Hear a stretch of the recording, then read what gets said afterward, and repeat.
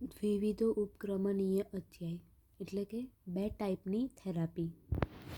તો કઈ છે 2 ટાઈપની થેરેપી? તો 2 kinds of treatment have been mentioned, namely સંતર્પણ એન્ડ અપતર્પણ. સંતર્પણ એટલે શું? નરિશિંગ થેરાપી. સંતર્પણ એટલે કે કશું આપણે વધારીએ છીએ, નરિશ કરીએ છીએ. અપતર્પણ એટલે કશું લઈ લઈએ, આપણા માટે લઈ લઈએ એટલે શું? Reduction therapy. હવે સંતર્પણને અને નરિશિંગ થેરાપીને જ બૃહન કહેવાય. બૃહન એટલે કંઈક વધારવું એમ, નરિશમેન્ટ બૃહન એટલે. અને અપતર્પણને શું કહેશે? લંઘન.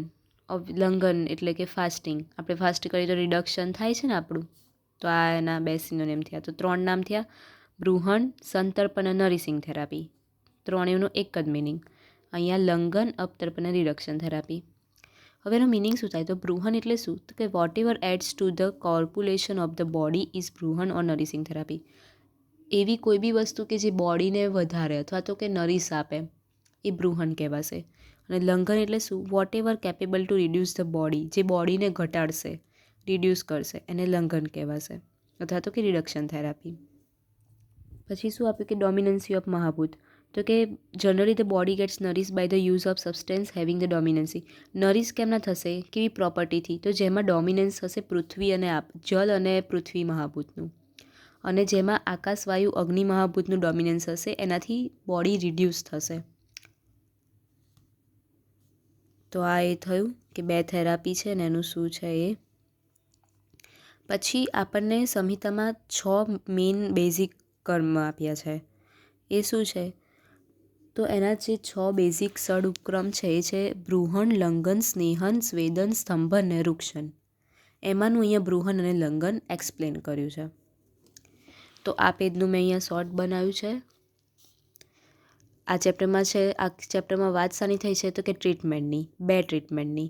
કઈ કઈ? તો કે નરિશિંગ થેરાપી અને રિડક્શન થેરાપી. નરિશ એટલે નરિશ કરવું, એના પરથી એનું જ નામ સંતર્પણ છે. અને એને બૃહન બી કહેવાય કારણ કે આપણી બોડીને વધારે છે. બૃહન શું કરશે? તો કે ઇન્ક્રીઝ ધ બોડી વધારશે. અને કયા મહાભૂતવાળું વધારે લેવાથી આપણી બોડી વધે? તો કે પૃથ્વી અને આપ. સેમ અહીંયા રિડક્શન થેરાપી, તો એને અપતર્પણ કહેવાય છે અને લંઘન કહેવાય છે. એ શું કરશે લંઘન? તો કે આપણી બોડી રિડ્યુસ કરશે. અને કયા મહાભૂતનું ઇન્ટેક કરવાથી આપણને આપણી બોડી રિડ્યુસ થશે? તો કે આકાશ, વાયુ, અગ્નિ. તો આ યાદ રાખવાનું છે. નામમાં કન્ફ્યુઝ નહીં થવાનું, નામ યાદ રાખવાના છે કમ્પ્લીટ.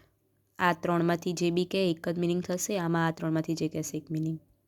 હવે અહીંયા આપણે બૃહન અને લંઘનની વાત કરી, તો એમાંથી લંઘન છે ને એના ટાઈપ આપ્યા છે. તો એના 2 ટાઈપ છે, શોધન એન્ડ સમન.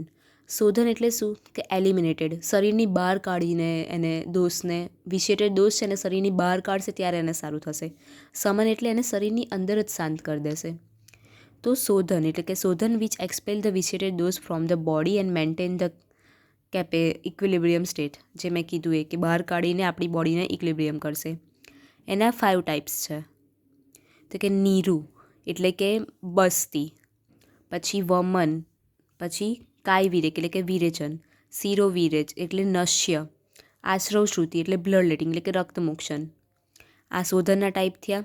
પછી સમન. સમન એટલે મેં કીધું કે અંદર જ શાંત કરી દે દોષને અને બોડીને નોર્મલ સ્થિતિમાં લાવશે.